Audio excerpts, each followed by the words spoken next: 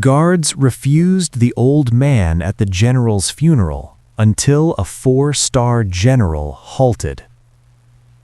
The rain fell in a steady, quiet rhythm. Not loud, not dramatic, just enough to soak through black coats and polished shoes. The funeral grounds were filled with silence, the kind reserved for men whose names never fade. Rows of uniformed officers stood perfectly still, medals darkened by the weather, flags hanging heavy in the air. This was a general's funeral, and nothing about it allowed for mistakes. Near the outer gate, an old man approached slowly. His coat was worn, his shoes were scuffed, his back slightly bent from years that hadn't been kind. 2 ceremonial guards stepped forward immediately. "Sir," one said firmly, hand raised, "this area is restricted." The old man stopped. "I'm here to pay my respects," he said softly. The guards exchanged a glance. "This is a closed service, family and high-ranking personnel only." The old man nodded. "I understand," he said. "I won't be long." But his appearance didn't match the place.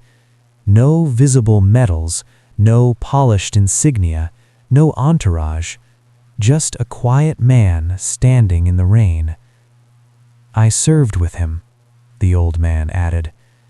The guards hesitated, only for a moment. "Sir, if you don't have credentials, we can't allow you through." The old man looked past them, toward the casket, toward the flag. His jaw tightened. "He saved my life," he said.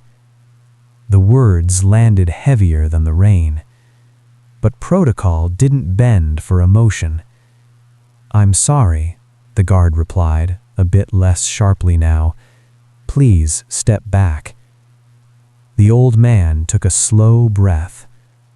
Around them, the ceremony continued, commands whispered, boots shifting in perfect unison. No one noticed what was happening at the gate. Or so they thought. High above the murmurs of the crowd, a sudden voice cut through the air. "Hold it." Every head turned. The guards froze, because the voice didn't belong to just anyone. It carried command. And it was coming from the front of the procession. The command echoed across the funeral grounds. "Hold it." The honor guard froze mid-step, boots locked into place, rifles stopped in motion. At the front of the procession, a 4-star general turned slowly. His uniform was immaculate, rain beating off the brim of his cap. His face was set, eyes sharp, scanning past the rows of officers, past the casket, all the way to the outer gate. To the old man. "Who stopped him?" the general asked.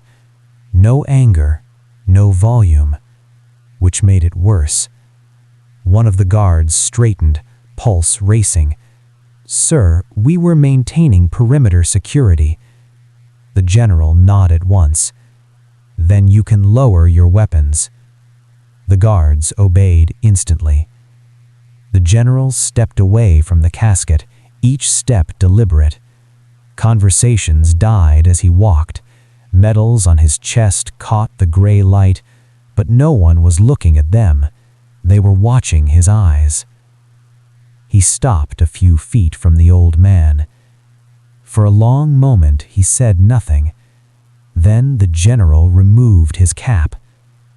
The crowd stiffened. "You didn't do that unless it mattered." "You don't recognize him," the general said quietly, more statement than question. The guards remained silent. The general turned slightly, addressing those closest. "This man," he said, "was here before any of us wore stars." The old man kept his eyes on the casket. "I didn't come to cause trouble. I just wanted a minute." The general studied him, his worn coat, his steady hands, the posture that time couldn't quite erase. "Sir," the general said carefully, "why didn't you identify yourself?" The old man finally looked up. "Because today isn't about me." A murmur rippled through the crowd. The general inhaled slowly. "You carried him out, didn't you?" The old man nodded once. That single motion shifted the air. The guards felt it immediately, the sense that they had almost made a terrible mistake. The general turned back toward the casket. He never spoke of it, but some of us never forgot. He faced the old man again. "Walk with me," he said. The general motioned toward the path beside the casket. And just like that, the man they had almost turned away was being escorted by a 4-star general. They walked side by side through the rain. No ranks, no salutes, just two men moving slowly toward the casket. The crowd parted without a word. Officers lowered their eyes, sensing this wasn't a moment meant for them. The general stopped beside the flag-draped coffin. "This man," he said quietly, "once told me that real heroes don't stand at the front." He glanced at the old man. "He said they make sure others get there first." The old man's eyes remained fixed on the flag. "That was his way," he replied. The general exhaled, a breath held for decades. "It was a winter operation," the general continued, voice low. "Extraction went wrong. Radios dead. Snow too heavy for air support." He paused. "I was a captain then." Some nearby officers stiffened. A 4-star general speaking of himself as a captain meant something was coming. "I was hit," the general said. "Pinned down. Couldn't move." The old man closed his eyes briefly. "I remember," he said. The general swallowed. "You broke cover, against orders. You carried me out while rounds were still coming in." The rain seemed to grow heavier. "I tried to thank you back then," the general said. "You disappeared before dawn." The old man shook his head. Men were still missing. That mattered more. The general turned toward him fully now. "You never put your name on the report," he said. "You never asked for recognition." The old man finally looked at him. "I didn't do it for recognition," he said softly. "I did it because we don't leave our own behind." Those words hit harder than any eulogy. Nearby, a guard lowered his gaze, shame settling in now. The general straightened, voice steady but thick. "This funeral exists," he said, "because of you." He gestured toward the casket. "He lived long enough to become a legend." The old man's jaw tightened. "He lived," he said. That was enough. The general stepped back. Slowly, deliberately, he raised his hand in salute. A 4-star general, saluting a man with no visible rank. And every officer who saw it understood. They were witnessing a debt finally being paid. The salute held, not rushed, not symbolic.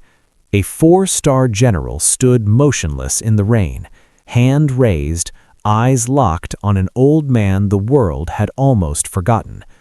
Then, one by one, others followed. Officers turned, medals shifted, hands rose. The sound of boots locking into place rolled across the grounds like thunder. The guards at the gate, the same ones who had tried to turn him away, snapped to attention, faces tight with understanding now. The old man shifted uncomfortably. "Sir," he said quietly, "this isn't necessary." The general lowered his hand. "It is," he replied. He stepped forward and gently guided the old man closer to the casket. You carried him out. Today, we carry you in. The honor guard adjusted formation. The path to the casket opened. For the first time since he arrived, the old man removed his hat. His hands trembled, not from age, but from memory. He rested one hand on the flag-draped coffin. "I made it," he whispered. Only the general heard it. The chaplain paused the ceremony without question. No one objected. No one dared. After a long moment, the old man stepped back. The general turned to the crowd. "Let this be remembered," he said. "Rank fades. Titles end." He looked at the guards. "Service does not." The old man was escorted, not rushed, not watched, but honored. As he passed, soldiers bowed their heads, not because of who he was, but because of what he had done. And long after the rain stopped, those guards would remember the day they learned the hardest lesson of all. Sometimes the greatest heroes arrive without medals and leave with the deepest respect.